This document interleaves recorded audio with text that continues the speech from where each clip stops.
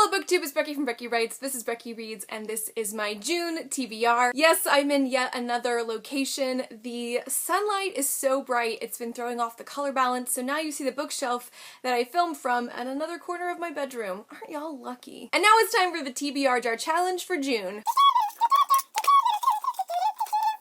The challenge for this month is to read a book with a diverse protagonist. There you go.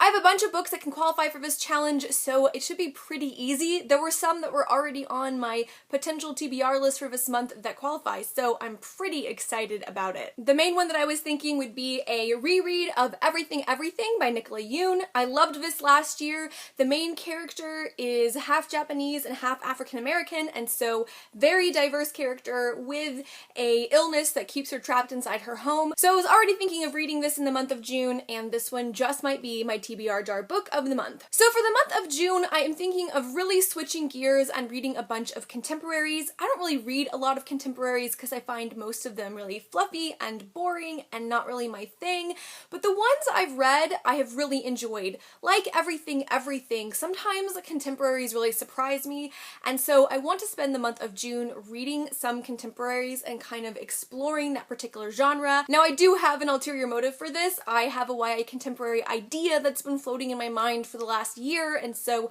I want to read some contemporaries to see what's in the market, to see what kind of tropes and themes are common and are desirable in the YA market, since contemporaries are just not something I read a ton of.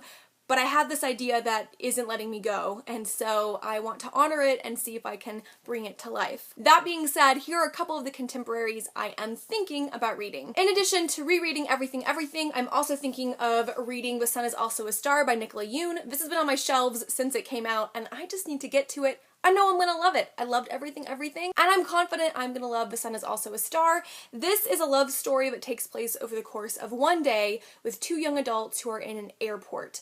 I think one of the characters is being deported, and I'm not really sure why the other character is there, and they meet and they fall in love, and it's told from, I think, their perspectives, but also from the people who are watching them interact. I think it's gonna be really sweet, and I'm curious because I've never read a contemporary that covers like a 24-hour period before. So I'm excited. I like Nicola Yoon a lot, so I think I'm gonna really enjoy this. Then I'm thinking of reading several of John Green's books. The reread I want to do is Looking for Alaska. Now I have read The Fault in Our Stars, but I'm not interested in rereading that, but I'd like to reread Looking for Alaska. I also have Paper Towns and An Abundance of Catherines on audiobook. There was a big sale a few months back, and so I was able to get them for fairly cheap from Audible. So I'm thinking of reading some of his books. He's really popular, and I'm just kind of curious to see what his themes are, what his writing style is, and also to read some books that aren't just Looking for Alaska and A Fault in Our Stars. Oh, stop it! For fuck's sake. Okay, my camera just fell. That was awkward. So anyway, I'm gonna read some John Green. There you go. I also want to reread Lola and the Boy Next Door. Now, this is the second of the 3 companion books by Stephanie Perkins. I did enjoy Anne and the French Kiss and Happily Ever After, but this one was my favorite, so I want to go back and reread it. I also live right outside San Francisco, so reading a book set in San Francisco makes my heart happy. And I'm hoping to pick up The Upside of Unrequited by Becky Albertoli. They don't carry it in the local bookstore near where I live, so I really don't want to order it online. I want to be able to pick it up and support someplace local, so if I can get my hands on it, that is one more book that I want to read this month. And then as far as the nonfiction goes, I want to finish this book on conflict and tension and kind of use it to think about both the new manuscript I'm going to hope to write and the manuscript that I will hopefully, by the time this video is posted, have sent to an editor who's going to be reading it. I won an editing from her, so that is that. So these are some of the potential books that I want to read in June. Comment down below and let me know if you have any recommendations for your favorite YA contemporaries. I've heard some good things about Morgan Matson. I've heard some good things about Emery Lord. Frankly, I just don't know where to begin. I've already read Fangirl by Rainbow Rowell, and I was thinking of maybe picking up Eleanor and Park.